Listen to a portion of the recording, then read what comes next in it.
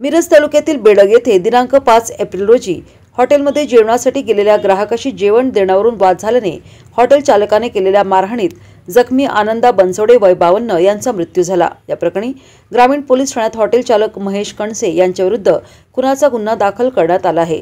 बेडग गावात हॉटेल देवराज हॉटेल आणि बियर बारमध्ये गावच्या यात्रेनिमित्त मंगळवारी रात्री आनंदा बनसोडे, त्यांचे मित्र शिवाजी चव्हाण, प्रकाश चव्हाण, नंदू शिंदे, अण्णा राजपूत हे 5 जण जेवणासाठी गेले होते। या हॉटेल मालक महेश कणसे यांनी त्यांना जेवण देण्यास नकार दिला।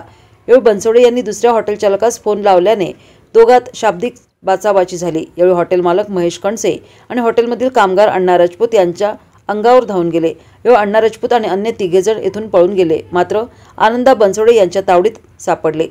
महेश कणसे यांनी आनंदा बनसोडे यांना मारहाण केल्याने बनसोडे यांच्या डोक्याच्या उजव्या बाजूला गंभीर दुखापत झाली। बनसोडे यांना उपचारासाठी मिरज सिव्हिल रुग्णालयात दाखल करण्यात आले होते। शनिवारी सकाळी उपचार सुरू असताना त्यांचा मृत्यू झाला। आनंदा बनसोडे हे बेडग येथे फॅब्रिकेशन व्यवसाय आणि किराणा दुकान चालवत होते। त्यांच्या पश्चात पत्नी, मुलगा, मुलगी असा परिवार आहे। या प्रकरणी पोलिसांनी महेश कणसे यांच्या विरोधात गुन्हा दाखल करत त्यांना अटक केली आहे।